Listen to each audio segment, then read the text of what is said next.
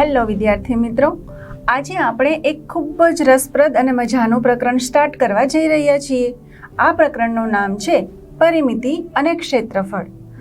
આ પરિમિતિ શબ્દથી તો તમે વાકેફ જ છો, છતાં આપણે આ પ્રકરણમાં થોડું વધારે ઊંડાઈથી પરિમિતિને સમજીશું.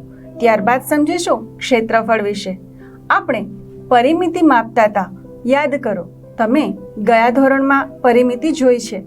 હવે આપણે વિવિધ વસ્તુઓની અલગ અલગ પરિમિતિ અને અલગ અલગ આકારોની પરિમિતિ જોઈશું. સૌથી પહેલાં આપણે યાદ કરીએ કે પરિમિતિ એટલે શું. પરિમિતિ એટલે કોઈ પણ આકાર હોય તેની ફરતી બાજુ, તેની કિનારી, અથવા તો ઇંગ્લિશમાં કહીએ તો તેની બોર્ડર.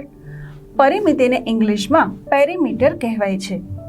પરિમિતિ આપણે કઈ રીતે માપી શકીએ? તો જે આકાર છે એની ફરતી બાજુનું જે માપ છે એનો ટોટલ કરીએ, એનો સરવાળો કરીએ એટલે આપણને જે તે આકારની કુલ પરિમિતિનો ખ્યાલ આવે. તો આ રીતે આપણે પરિમિતિ જોઈશું. પરિમિતિ ઉપરાંત આપણે શીખીશું ક્ષેત્રફળ. ક્ષેત્રફળ શું છે?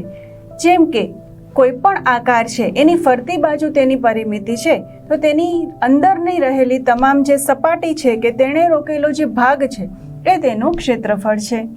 પરિમિતિ અને ક્ષેત્રફળ આ આપણને ક્યાં ઉપયોગમાં આવે?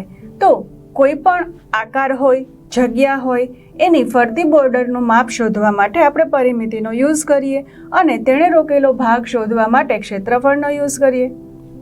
પરિમિતિ અને ક્ષેત્રફળ શોધવા માટે એના સૂત્રો હોય છે, જે આપણે આ પ્રકરણમાં શીખીશું. જેમ કે કોઈ બાગ હોય, આપણે બાગની ફરતે વાડ કરવી હોય તો આપણને કેમ ખબર પડે કે આપણે કેટલા કિલોમીટર કે કેટલા મીટર કે કેટલા સેન્ટીમીટરમાં વાડ કરવી છે? તો એના માટે આપણે તેની પરિમિતિ શોધવી પડે. ત્યારબાદ કોઈ ચોરસ મેદાન હોય, ઓરડો હોય, એની બોર્ડરનું માપ આપણે લઈએ તો આપણે ત્યાં કરવાનું કામ હોય એની થોડી માહિતી મેળવી શકીએ. બીજું કે ક્ષેત્રફળ. ક્ષેત્રફળ જે છે એ ક્યાં ઉપયોગમાં આવે?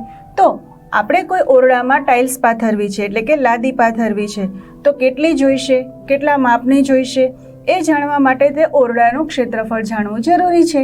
તો આવા બધા ઉપયોગ માટે આપણે પરિમિતિ અને ક્ષેત્રફળ શોધતા શીખીશું. તો ચલો તૈયાર થઈ જાઓ મિત્રો, આપણે આ પ્રકરણમાં આગળ વધીએ.